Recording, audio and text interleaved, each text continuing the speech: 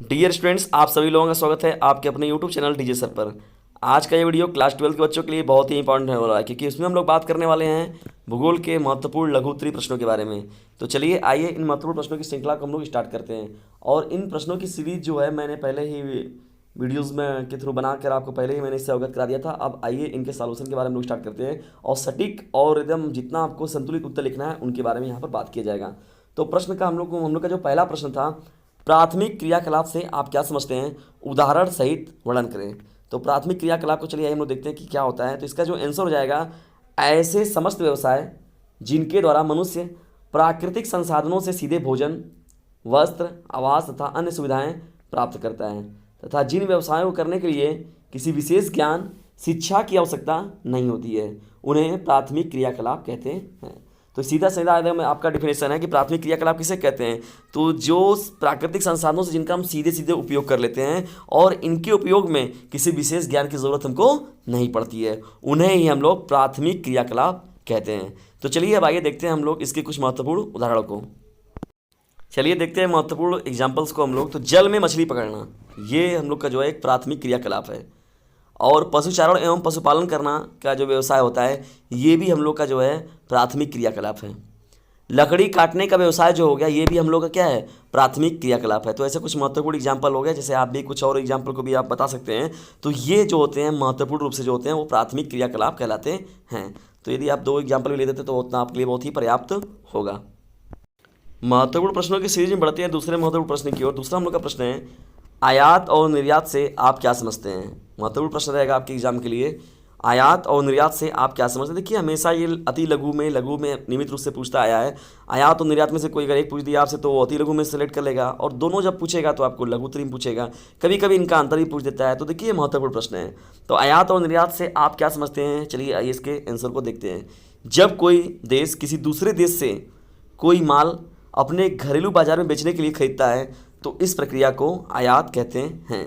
तो मतलब कोई देश क्या है, दूसरे देश से खरीद के लाकर अपने यहाँ क्या करता है, अपने यहाँ के बाज़ार में जब रखता है तो बेचने के लिए फिर खरीदता है, तो इस प्रक्रिया को ही हम लोग क्या कहते हैं, ये हमारा आयात कहलाता है। जब एक देश से किसी दूसरे देश को अपने यहाँ उत्पादित वस्तुओं को बेचता है तो इस प्रक्रिया को निर्यात कहते हैं। मतलब ये कहा गया कि जो हमारे यहाँ सामान नहीं है, उन सामानों को अगर हम अपने यहाँ मंगाते हैं अगर, तो उसे ही हम लोग आयात कहते हैं। और हमारे यहाँ पर जो चीज़ों की पैदावार ज़्यादा हो रही है, जो चीज़ों की वृद्धि हमारे पास ज़्यादा है, तो उनको अगर हम दूसरों को देते हैं, दूसरों को बेचते हैं, तो उसे हम लोग निर्यात कहते हैं। तो आयात और निर्यात जो है वे बहुत ही इम्पॉर्टेंट देखिए फैक्ट रहेगा। इंपोर्ट और एक्सपोर्ट के रूप में हम लोग इन्हें याद करते हैं। आयात और निर्यात जो है एक महत्वपूर्ण आपकी हेडिंग रहेगी आपकी लघु उत्तरीय प्रश्न में भूगोल के। तो प्रश्न संख्या 2 जो है बहुत ही इंपॉर्टेंट है।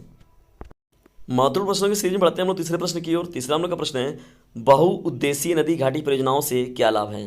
महत्वपूर्ण प्रश्न आएगा आपके एग्जाम के लिए। उत्तर जगह हम लोग देखें इसका, तो आइए देखते हैं कुछ महत्वपूर्ण जो बहुउद्देशीय परियोजनाओं से लाभ क्या क्या हैं उनको देखते हैं। जो पहला पॉइंट हम लोग का देखिए है, इस प्रकार की योजनाएं बाढ़ जैसे भयानक खतरे को रोकने में सहायक है। ये बहुत ही इंपॉर्टेंट फैक्टर रहेगा आपके। जैसे बांध बनाए जाते हैं बड़े बड़े बांध, तो वहाँ बांधों में पानी को क्या कर दिया जाता है, रोक दिया जाता है, रोकने का कार्य करता है। तो बहुत ही महत्वपूर्ण यह है।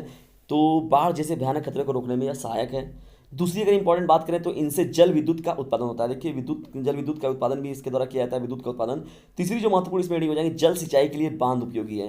भाई जाहिर सी बात है, जो पानी को स्टोर किया जाता है तो उसी पानी को बाद में क्या किया जाता है, नहरों के थ्रू, नहरों की सहायता से खेतों को भेजा जाता है, जिसके द्वारा कि सिंचाई के लिए ये महत्वपूर्ण जल जो है वो उपयोग में लाए जा सकते हैं। आइए कुछ और देखते हैं महत्वपूर्ण लाभों को। तो जैसे चौथा हम लोग का पॉइंट हो गया, इसका जल जो होता है वो घरेलू कामकाज के लिए भी प्रयोग होता है तथा उद्योग के लिए उपयोग में आता है। तो ये देखिए चौथा इसका क्या हो जाएगा, बहुउद्देशीय नदी घाटी परियोजनाओं का लाभ हो जाएगा। पांचवा इसमें मोस्ट इंपॉर्टेंट देखिए हो गया, यहाँ पर अपने मनोरंजन के लिए भी लोग जाते हैं। देखिए ये भी इंपॉर्टेंट रहेगा, जहाँ पर जैसे हम लोग देखते हैं कि लखनिया दरी की बात हो गई, जैसे बिल्डम फॉल हो गया, तो ऐसे कुछ जगह प्लेस हैं जो कि पर प्राकृतिक पर्यावरण की दृष्टिकोण से वो होते हैं, मतलब अट्रैक्टिव होते हैं, लोगों को आकर्षक होते हैं। तो लोग यहाँ पर अपने मनोरंजन के लिए भी लोग इन जगहों पर जाते हैं। तो बहुउद्देशीय नदी घाटी परियोजनाओं के भी देखिए बहुत ही महत्वपूर्ण लाभ हैं। तो ये महत्वपूर्ण 5 पॉइंट हैं आपके इसके बहुउद्देशीय नदी घाटी परियोजनाओं के महत्वपूर्ण 5 उद्देश्य अगर आप लिख देते हैं, लाभ लिख देते हैं, तो ये आपके लिए बहुत ही पर्याप्त होगा। महत्वपूर्ण प्रश्नों की श्रृंखला बढ़ते हैं चौथे प्रश्न की ओर। लेकिन चौथे प्रश्न की ओर बढ़ने से पहले यदि वीडियो आपको पसंद आता है तो इसे लाइक और शेयर जरूर कीजिए, और साथ ही साथ चैनल पर नए तो सब्सक्राइब भी जरूर कर लें और बेल आइकन की घंटी को भी जरूर प्रेस कर लें, ताकि जितने भी मोस्ट इंपॉर्टेंट वीडियोज़ हैं वो आप तक सबसे पहले मिल जाएँ। तो चौथा हम लोग का प्रश्न है अनुदान क्या है। आइए इसके आंसर को देखते हैं। वह आर्थिक सहायता जो राज्य शासन आधिकारिक संस्था आदि की ओर से किसी विशेष कार्य के लिए किसी व्यक्ति या संस्था को दी जाती है, अनुदान कहलाता है। मतलब हम लोग देखते हैं कि जैसे हम लोग डोनेशन दिया जाता है कहीं पर, तो कोई संस्था के द्वारा ये मिलता है, राज्य संस्था अधिकारी की तौर से मिलता है, विशेष कार्य करने के लिए मिलता है, किसी व्यक्ति या संस्था को यह दिया जाता है, अनुदान कहलाता है। इसका अगर अन्य नाम बात करें तो वित्त पोषण भी है। इसका अन्य नाम क्या है? वित्त पोषण, अर्थात किसी संस्था अथवा संगठन को वित्तीय सहायता प्रदान करना ही अनुदान कहलाता है। जैसे कहा गया किसी को अनाथाश्रम चलाना है, किसी को वृद्धाश्रम चलाना है, किसी को गरीब और असहाय बच्चों के लिए, किसी को दिव्यांगों के लिए कोई अपना चला रहा है, संस्था चला रहा है, जिसे हम लोग एनजीओ की बात करते हैं, तो वही देखिए उसमें जो पैसे लोग देते हैं, बड़े बिजनेसमैन हो गए या तो बड़े जो सहायता करने वाले जो दिलेर व्यक्ति लोग हैं, तो उनको ये कार्य करते हैं वो लोग अनुदान के रूप में। तो ये सहायता मिलती है, आर्थिक सहायता मिलती है, जिससे कि अच्छे कार्य किए जाते हैं, तो इसे ही हम लोग अनुदान कहते हैं। तो देखिए ये बहुत ही महत्वपूर्ण हेडिंग है आपकी और इंपॉर्टेंट रहेगा आपके एग्जाम के लिए।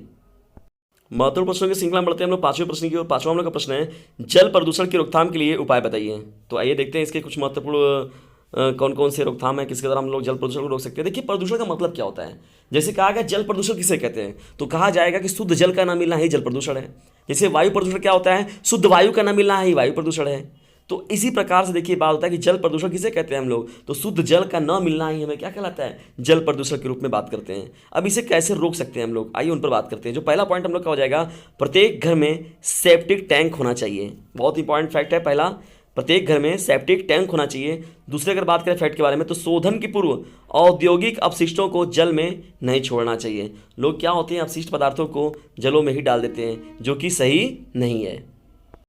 महत्वपूर्ण पॉइंट में हम लोग बढ़ते हैं तीसरे पॉइंट की ओर। तीसरा हम लोग का पॉइंट देखिए महत्वपूर्ण रहेगा, जल स्रोतों में पशुओं को भी नहीं धोना चाहिए। जल स्रोत जैसे हो गए, नदी हो गए, तालाब हो गए, पोखरे हो गए, तो इन सभी जगहों पर जो होता है, यहाँ पर पानी वगैरह जो रहते हैं, तो इन पानी में पशुओं को भी नहीं धोना चाहिए। लोग अक्सर क्या करते हैं कि जगहों पर से चरा कर लाते हैं, उसी में नहलाना धुलाना पूरी तरीके से, तो ये चीज़ें नहीं करनी चाहिए। इससे जल क्या होता है, प्रदूषित होता है। चौथा पॉइंट रहेगा आपका, कीटनाशकों कवकनाशियों इत्यादि के रूप में निम्नीकरण योग्य पदार्थों का प्रयोग करना चाहिए। तो देखिए कीटनाशक जो हो गए, कवकनाशियों हो गए, तो इन सभी लोगों का भी आवश्यकता अनुसार जो होता है निम्नीकरण योग्य पदार्थों का भी प्रयोग हमें नियमित रूप से जलों में करते रहना चाहिए। तो देखिए कुछ महत्वपूर्ण इसमें हो गए, जिसके द्वारा आप क्या कर सकते हैं, जल प्रदूषण की रोकथाम को इनके द्वारा कर सकते हैं, जिसमें कि मैंने 4 पॉइंटों को महत्वपूर्ण डिस्कशन किया हुआ है। लघु उत्तरी में यदि आप 4 लोगों को लिखते थे तो ये आपके लिए बहुत ही पर्याप्त रहेगा। महत्वपूर्ण पॉइंट में बढ़ते हैं हम लोग 6वें प्रश्न की ओर, और ये हमारे आज के सेशन का हम लोग का आखिरी प्रश्न भी है, मानव भूगोल से आप क्या समझते हैं। बहुत ही इंपॉर्टेंट यह प्रश्न है और आपके एग्जाम के दृष्टिकोण से तो समझ लीजिए बहुत इंपॉर्टेंट है। मानव भूगोल से आप क्या समझते हैं, तो चलिए आइए देखते हैं इसके आंसर को। इसका जो उत्तर हो जाएगा, मानव भूगोल भूगोल की वह प्रमुख शाखा है जिसके अंतर्गत मानव की उत्पत्ति से लेकर वर्तमान समय तक उसके पर्यावरण के साथ संबंधों का अध्ययन किया जाता है। मतलब एक तरीके से कहा जाए तो पर्यावरण का मनुष्य के साथ संबंधों का जो अध्ययन कहलाता है, उसी को हम लोग मानव भूगोल कहते हैं। मानव भूगोल की एक अत्यंत लोकप्रिय और बहुअनुमोदित परिभाषा है, मानव एवं उसका प्राकृतिक पर्यावरण के साथ समायोजन का अध्ययन ही जो होता है मानव भूगोल कहलाता है। बहुत ही इंपॉर्टेंट, अगर नहीं लिखना चाहते आप इतना बड़ा तो छोड़िए, आप लास्ट के 2 लाइन याद रखिए, मानव एवं उसका प्राकृतिक पर्यावरण के साथ समायोजन का अध्ययन जो होता है उसे ही हम लोग कहते हैं मानव भूगोल। मानव भूगोल कहलाता है। बहुत ही इंपॉर्टेंट रहेगा आपके एग्जाम के लिए कि प्रकृति के साथ हम लोग किस प्रकार अपना संतुलन बना के चलते हैं, या किस प्रकार से हम संतुलन बिगाड़ते हैं, या चीज़ों को हम कैसे, मतलब कहा भी गया कि प्रकृति हमारे हाथ में है। प्रकृति को जितना सुंदर हम बनाना चाहेंगे उतना हम बनाएंगे, जितना हम बिगाड़ना चाहेंगे उतना हम बिगाड़ेंगे। तो मनुष्य क्या करता है, समय समय पर अपने यूज के लिए, अपने आवश्यकताओं की पूर्ति के लिए करता भी है, उसी में नरम गरम चीज़ें होती रहती हैं, कभी उसका विनाश भी करता है, कभी उसका विकास भी करता है। तो ये हम लोग के हाथों में पर्यावरण को बनाए रखना, इसलिए हम लोग की जिम्मेदारी होती है। तो इसीलिए देखिए मानव भूगोल को भी इसमें शामिल किया गया है। समायोजन अच्छे से अगर होगा तो दोनों लोगों का निर्वहन जो होगा वो अच्छे से चलेगा। ये एक इंपॉर्टेंट प्रश्न है। तो ये रहे मोस्ट इंपॉर्टेंट प्रश्नों की श्रृंखला। प्रश्नों की श्रृंखला आपको कैसी लगी इसके बारे में कमेंट बॉक्स में जरूर बताएं, और साथ ही साथ आपको किस भी सेम प्रॉब्लम है इसके बारे में भी बताएं, और साथ ही साथ अपने महत्वपूर्ण प्रश्नों का डिस्कशन भी हमसे कर सकते हैं। और उसके साथ ही साथ आप हमारे व्हाट्सएप ग्रुप से भी जुड़ सकते हैं। मेरा व्हाट्सएप ग्रुप नंबर है 950 690 285 7। एक बार फिर सुन लीजिए, मेरा व्हाट्सएप ग्रुप नंबर है 950 690 285 7। इससे अगर आप जुड़ जाते हैं तो आपकी स्टडी और अच्छी होगी, और मैं आपके मार्गदर्शक के रूप में कार्य भी करूँगा। और साथ ही साथ जब भी आपके जो सॉल्यूशन होंगे ग्रुप के वगैरह के, आपके और भी जो मेंबर्स होंगे आपके साथ जुड़ेंगे और आपके साथ उसका उनका डिस्कशन होगा। तो और सबसे बड़ी बात है कि ये देखिए फ्री ऑफ कॉस्ट है, इसमें कोई पैसा आपका लगने वाला नहीं है। तो आप ज्वाइन हो जाइए, 2 महीने 4 महीने की बात है, 2-3 महीने के बाद आपका एग्जाम होने वाला है, फिर आप एग्जिट हो जाइएगा। तब तक के लिए आप ज़रूर ग्रुप से जुड़ें और अपनी तैयारी को और बेहतर तरीके से अंजाम दें और टारगेट करें, एक अच्छे परसेंटेज को टारगेट करें, 90+, 95+, एकदम टॉपर की लिस्ट में आने का किसी तरीके से प्रयास करें कि टॉपरों में और आप में कोई अंतर नहीं होता है। वो चीज़ों को गहराई से पढ़ने के साथ ही साथ सेलेक्टिव चीज़ों को भी पढ़ते हैं, बहुत ही ज़्यादा अपने दिमाग में कचड़ों को भी नहीं पालते हैं, वो फ्रेश होते हैं और वो एग्जैक्ट उन प्रश्नों पर भी वो अपना उनका टारगेट रहता है कि जो आते रहते हैं, जो पिछले 5 साल 7 साल 8 सालों में एग्जाम में आए हुए हैं, वो तो उनके जबान पर रखा होता है और लिखने का उनका एक तरीका होता है, एक पैटर्न से जब वो लिखते हैं तो ऑटोमेटिक वो क्या होता है, उनको टॉपर की श्रेणी में रख दिया जाता है और उनके अलावा कोई विशेष अंतर नहीं होता है। Thanks for watching this video.